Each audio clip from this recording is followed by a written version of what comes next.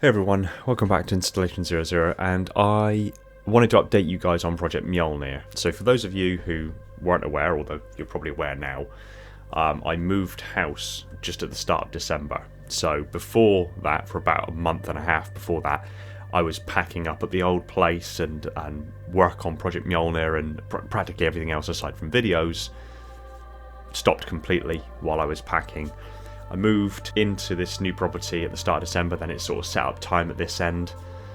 Christmas was then directly upon me, so still no work happened over Christmas, and then we rolled into New Year, and I'm just sort of trying to get things back up and running again, machines-wise and printers-wise and this, that, the other, to get stuff prototyped and tested. But I wanted to update you guys nonetheless on the current status of Project MJOLNIR. First and foremost, I'm just going to start with a bit of bad news. During the move, the helmet went through some thermal cycling. Now, many of you will know that obviously I've still got the frame and everything here, which has all the electronic components still in situ with the exception of the HoloLens, because I wanted that removed and stored correctly for moving so it wouldn't be damaged. It is, after all, $3,500 worth of hardware. And the entirety of the frame and the shell were both 3D printed on the resin printers here in my workspace, or rather at the old place. Were printed in smaller component parts, and then I fused them together with additional photoreactive resin to make the components that we had to show off the prototype. Unfortunately, due to the thermal cycling of leaving the...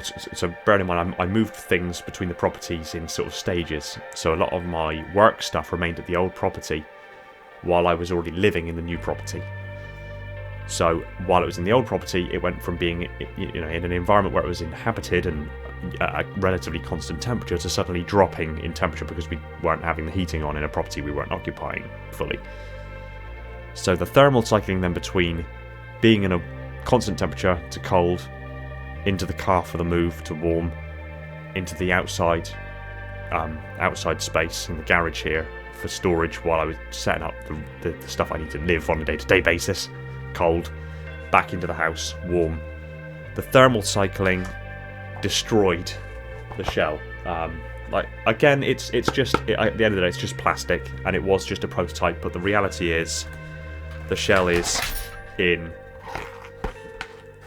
pieces. It's completely and utterly fallen apart, which is a bit devastating because a lot of work went into building this original prototype, and I would have liked to have kept it in at least one piece. I can still put the pieces back together. It won't be quite the same. You know what I'm saying. So that's a shame, but there's still good news to be had.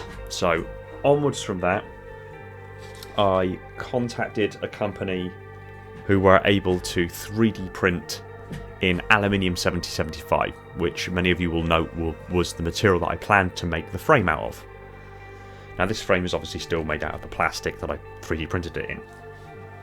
So I sent the files off that we made this frame of to this manufacturing company, and there was a bit of back and forth while we refined the models and we worked out some issues because they've got a very, obviously the machines that print in metal have a slightly different way and method of going about doing that than resin 3D printers like I've got here.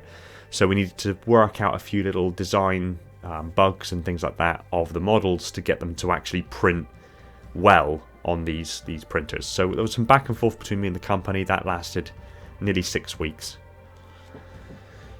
But finally, they accepted the models. They said, "Yep, there's still a minor chance of failure with a couple of the components, but we're confident we can do this now." So they've now gone ahead, they've printed the models, and they've now dispatched them to me. I've not received them yet. I'm still waiting to receive them. But as an example, I also got, just to test their kind of printing technique and whether it would be tolerable, I got the Janus key from Halo 4 3D printed in aluminium 7075, and they're the two halves there. So these are actually 3D printed in metal. Sorry, that was quite loud. These are 3D printed in metal. One of these, I'm polishing both. When they arrived to me, they had like a kind of a satin finish. I'm polishing both, and one will be sent off to my good friend Meek, and the other one will remain with me. I'm literally on the last couple of stages of polishing now, so he will receive this in due course, and I'll send him tracking information and everything like that, so he knows that it's on its way.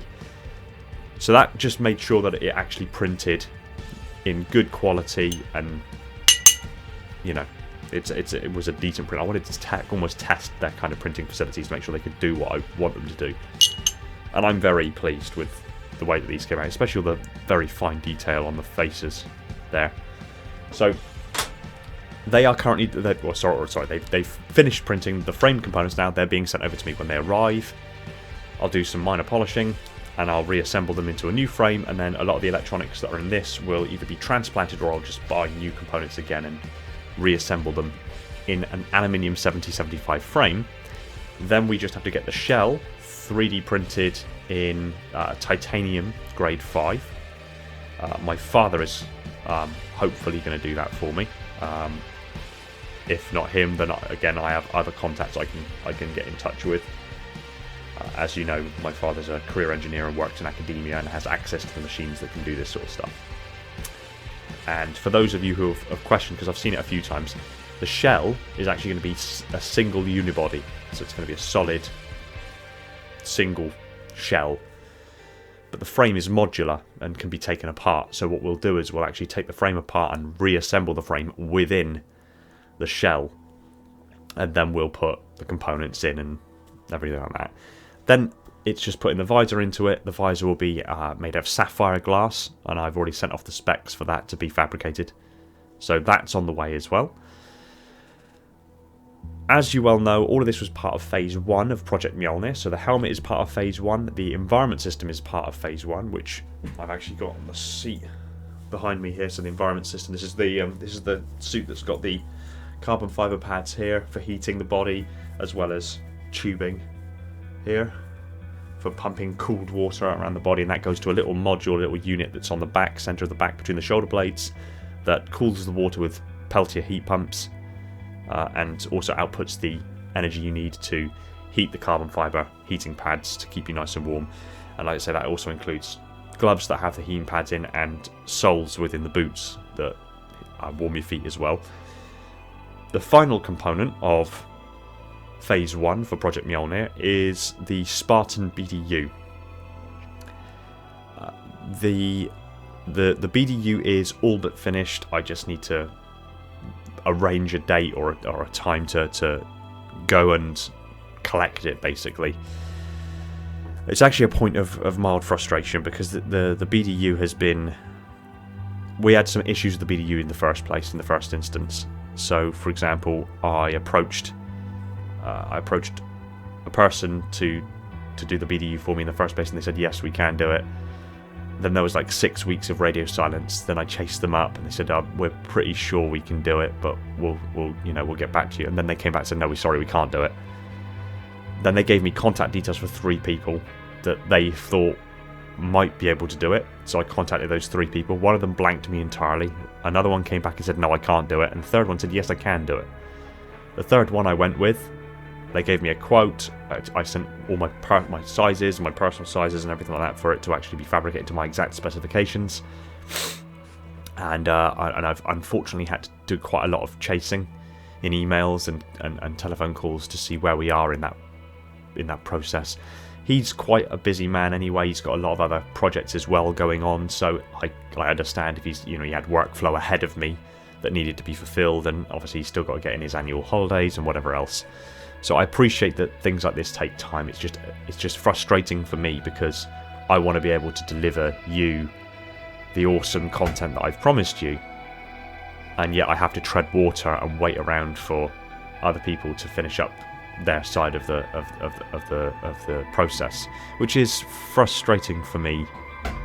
And I would prefer a slightly faster work pace, but this is the reality.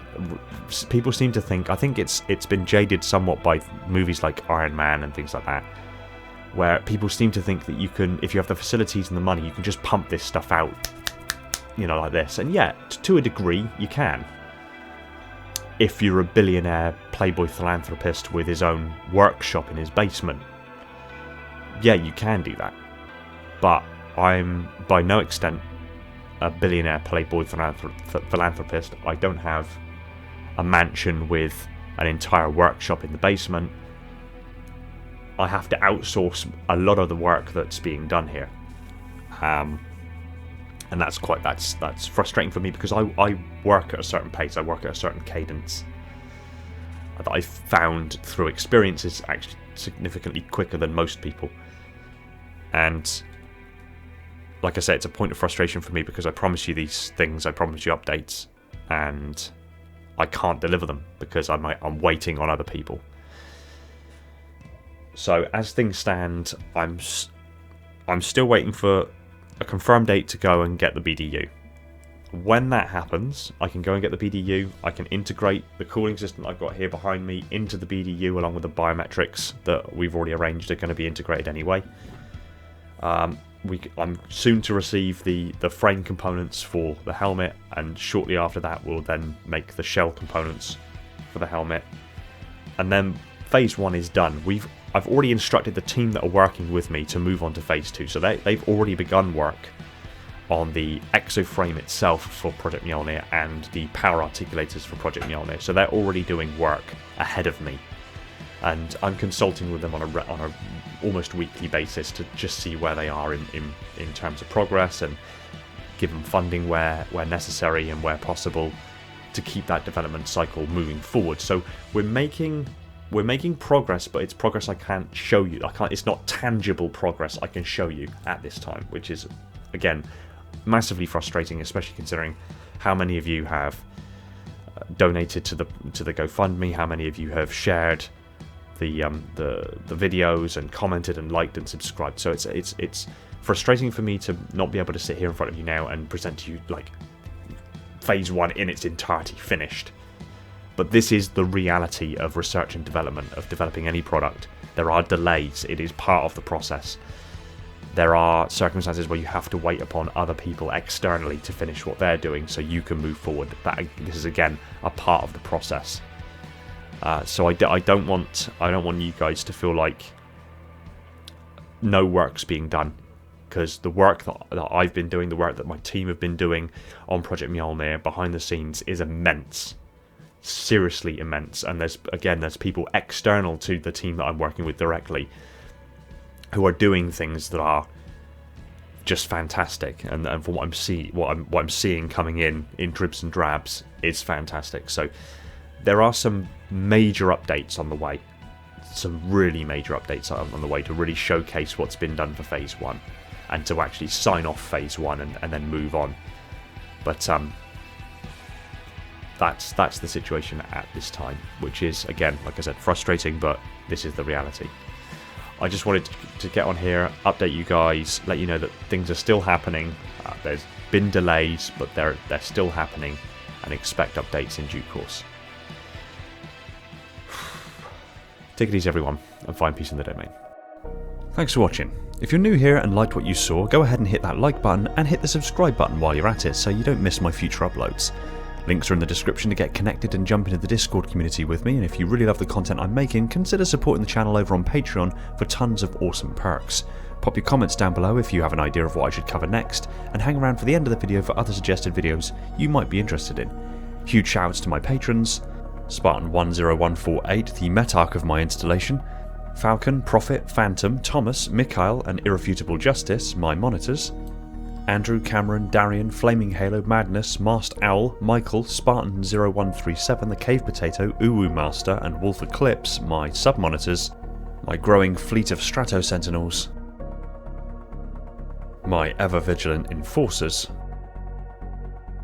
and all the other awesome patrons that are helping to support the channel in a big way. Huge shout out to TODD Morrison for keeping the installation powered with that glorious vacuum energy. Much love to you all.